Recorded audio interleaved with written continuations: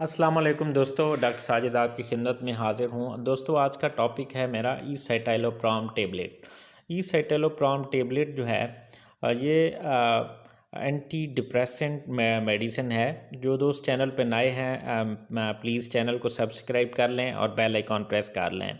दोस्तों, एसाइटोलोप्राम टेबलेट जो है ये मुख्तलिफ़ नाम से मार्केट में अवेलेबल है। तो सीटा न्यू के नाम से भी अवेलेबल है और इसके अलावा और भी मार्केट में मुख्तलिफ़ नाम हैं। सिलेक्सा है, सेटेलोप्रेम के नाम से भी है। तो दोस्तों ये मेडिसिन जो है 5, 10 और 20 mg की स्ट्रेंथ में अवेलेबल है। अच्छा, ये मेडिसिन जो है एंटी डिप्रेसेंट के तौर पे इस्तेमाल होती है। जो पेशेंट जो डिप्रेशन में मुब्तला हों, सर में दर्द महसूस करते हों, परेशानी और बेचैनी का शिकार हों, तो उनके लिए ये बेहद मुफीद है। अब इसकी जो डोज़ है वो प्रेफरेबली जो है वो 5 mg से स्टार्ट लेते हैं या 10 mg।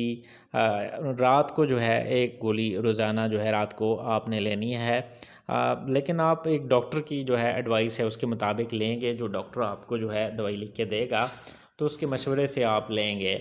तो जो भी डिप्रेशन की कंडीशंस हैं, सोशल डिप्रेशन हो गई, एंग्जाइटी हो गई, ऑब्सेसिव कंपल्सिव डिसऑर्डर हो गया, प्री मेंस्ट्रुअल सिंड्रोम हो गया और टेंशन हेडेक है, मिग्रेन है, हेडेक है, तो इनसोम्निया है, नींद ना आती हो।